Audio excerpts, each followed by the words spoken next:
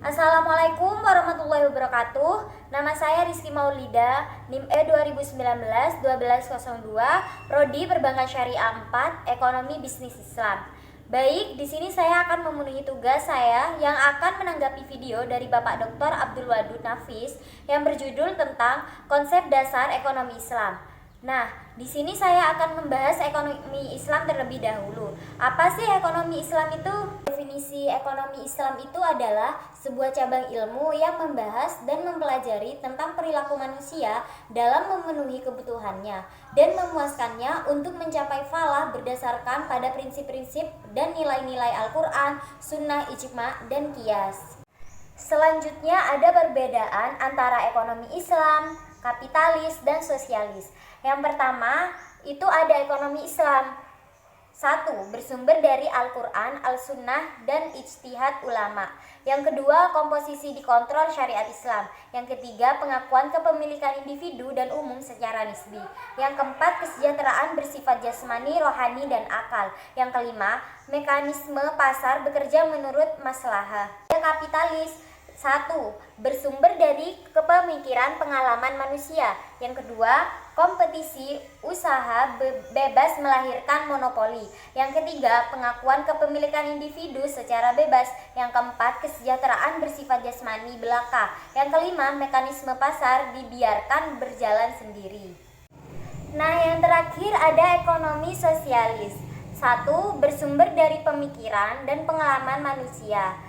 2. Tidak terjadi mekanisme pasar dan tidak ada persaingan.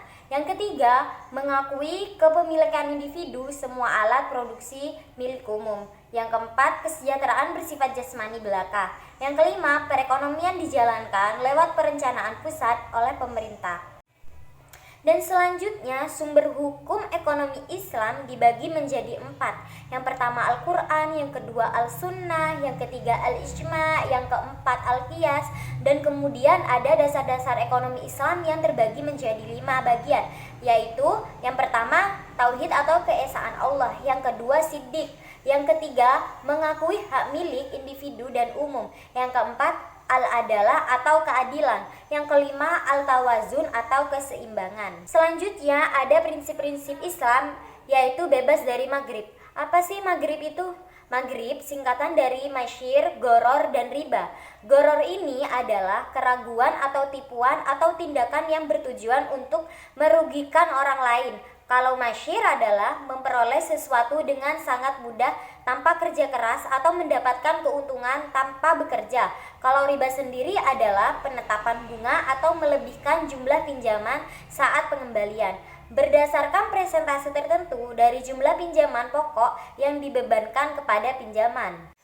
Dan yang terakhir, karakteristik ekonomi Islam dibagi menjadi beberapa. Yang pertama yaitu ekonomi Islam terikat dengan akidah, syariah, dan akhlak. Yang kedua, harta kepunyaan Allah dan manusia sebagai khalifah. Yang ketiga, larangan masyir, goror, dan riba. Yang keempat, keadilan, keseimbangan dalam melindungi kepentingan individu dan masyarakat. Yang kelima, keseimbangan dan kerohanian dan keberadaan. Yang keenam, bimbingan konsumsi. Yang ketujuh, petunjuk investasi. Yang kedelapan yaitu zakat. Sekian penjelasan dari saya.